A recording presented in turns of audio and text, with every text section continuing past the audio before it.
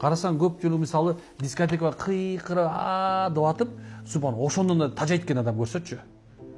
Арак ичип атып адамдар тажашат экен. Наша чегип атып тажайт экен адамдарчы. Күнүгө аялдарга, күнүгө эркекке барып жүргөн кыз деле, эркек деле тажайт экен адамдар делечи. Акырында адамдар жүрөктүн тынччылыгын издеп калат экен. Эмне кылаарын билбейчи. Ошондо бизге эмнекен акыр түйү субханалла жүрөгүбүздө баягы Кудай деген нерсе бар да, ошол нерсе ойгонот экен. Мына ошол ойгонгондо субханалла адамдар изделип калат экен. Көрүп атпайсыңар, мисалы мен баягы көрдүм, силер деле көргөн болушуңар, Малайзияда болгон окуяны көрүп атасыздар. Малайзияда бир эме, стингерлер деп коет эмесиңер, жанагындай бүт баарын ойнотуп алгандар, ошондой бир эмелердин жанына барып, Аллах жөнүндө айтып берсе, өкүрүп ыйлап атышат. Исламга келип атышат ошо.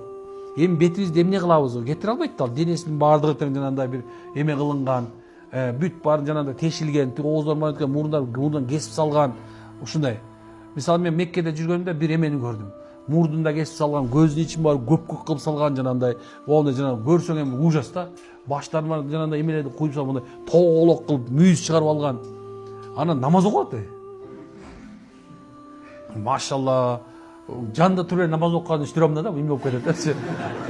Анан жанына барып Абдурахман мына карайсыз, бир маймыл көрүп аткан болсо, бирок ошонун оңолуп кеткенде машалла жүрөгүң берет да. Көрсө адам акыры Кудайды тапкандан кийин жүрөгү тынчыйт экен да.